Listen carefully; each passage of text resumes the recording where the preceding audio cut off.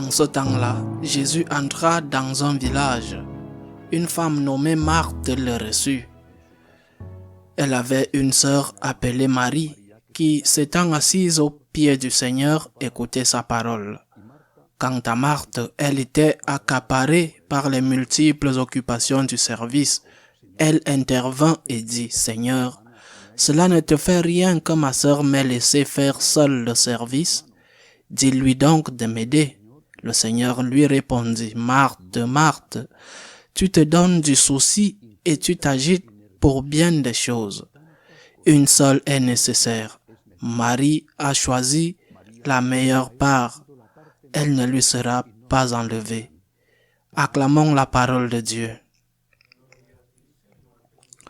Aujourd'hui, nous célébrons la mémoire liturgique appelée Jour de la pétition et de l'action de grâce. Dans certains endroits, notamment dans les zones rurales, elle est célébrée pendant 3 jours. C'est une fête qui a une origine très ancienne, voire pré-chrétienne. Elle coïncide avec une période de l'année où l'Europe, surtout l'Europe autour de la Méditerranée, en Europe, la récolte du blé est terminée, la récolte de céréales qui s'est terminée à la fin de l'été. La deuxième récolte importante a déjà eu lieu, c'est la récolte du raisin. Et la troisième récolte importante n'a pas encore commencé, c'est la récolte de l'olive qui ne va pas tarder, les 3 aliments de base du monde méditerranéen. Dans ce contexte, les peuples anciens qui croyaient en Dieu se réunissaient à cette époque juste après la fin des récoltes de l'olive.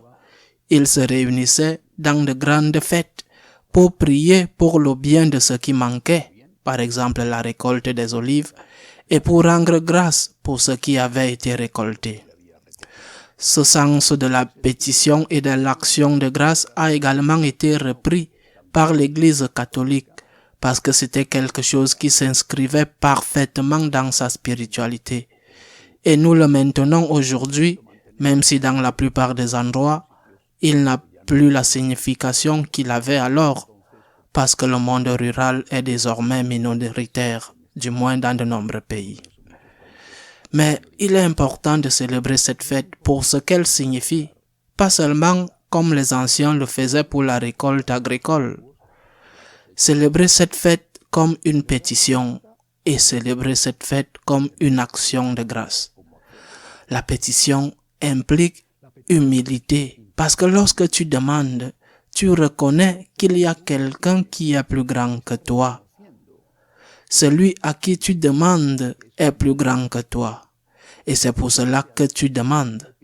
Tu demandes, si tu demandes bien, si tu n'exiges pas, parce que parfois la pétition devient une exigence, et cela n'a rien à voir avec la pétition, ni avec l'esprit chrétien. Je reconnais que Dieu existe, j'ai besoin d'aide, et je vais vers celui qui peut m'aider. Et il peut m'aider pour 2 raisons. Premièrement, parce qu'étant Dieu, il a le pouvoir de m'aider, et deuxièmement, parce qu'étant un Père, il a l'amour pour m'aider. Seigneur, à toi qui es tout puissant et à toi qui es mon Père, je viens humblement demander de l'aide. Lorsque la pétition est faite de cette manière, il ne fait aucun doute que le Seigneur entend les suppliques de ses enfants. Le Christ lui-même a dit que si un fils demande un poisson à son Père, celui-ci lui donnera-t-il un serpent? C'est pourquoi, sachant que Dieu nous aime et peut nous aider, nous nous tournons vers lui. Je le répète, attention à ne pas transformer la demande en exigence. C'est le contraire de la demande. Mais la pétition ne suffit pas, la demande ne suffit pas. C'est pourquoi nous célébrons le jour, le temps de pétition et d'action de grâce. La même humilité avec laquelle tu as demandé doit te conduire à l'action de grâce, à la gratitude. Et l'action de grâce est aussi un acte d'humilité. Celui qui exige ne demande pas. Celui qui exige ne remercie pas. Celui qui demande et obtient c'est qu'il a une dette parce qu'il ne méritait pas ce qu'il a demandé. Sommes-nous capables de bien demander avec humilité, sans se mettre en colère si on ne l'obtient pas? Sommes-nous capables de remercier avec des œuvres pour tout ce qui nous a été donné? Ou alors, pensons-nous que ce sont des droits que nous avons et que nous ne devons rien à personne? Tout est grâce, disait Sainte Thérèse de Lisieux. Tout est grâce, répétait Bernanos dans ce beau livre, Journal d'un curé de campagne. Tout est grâce, tout est don.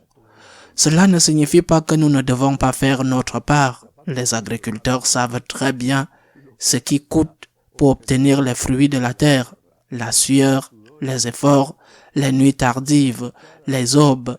Ils le savent très bien. Mais ils sont conscients que tout est grâce, que leur travail est inutile s'il ne pleut pas, ou encore inutile si une grêle tombe juste avant la récolte et arrache le blé qui était sur le point d'être récolté. Leur travail est inutile s'il y a une gelée précoce qui tue les grappes de raisin ou si l'année a été mauvaise sans pluie et qu'il n'y a aucun moyen pour l'olivier de produire une bonne récolte. Tout est grâce. C'est pourquoi grâce signifie action de grâce. Devant une grâce, une action de grâce. Devant un don, gratitude. Gratitude avec le cœur, gratitude avec les œuvres. Nous devons nous demander si nous sommes reconnaissants, parce que si nous ne le sommes pas, nous ne devrions pas être surpris que les oreilles de Dieu soient fermées. Il est certain que nos oreilles sont et seraient fermées à ceux qui sont ingrats avec nous. Je t'ai tant aidé, j'ai tant fait pour toi, et c'est ainsi que tu me réponds, c'est ainsi que tu te comportes avec moi. Seigneur, aide-moi, je te supplie pour tant de choses. Seigneur, aide-moi, je te supplie. Seigneur, merci, compte sur moi. Je veux te rendre, même si je peux te donner si peu. Je veux te rendre quelque chose pour tout ce que tu m'as donné, qui va au-delà du pain, du vin et de l'huile. Parce que ce que tu m'as donné, Seigneur, c'est ton sang versé. Merci, Seigneur, compte sur moi. Ainsi soit-il.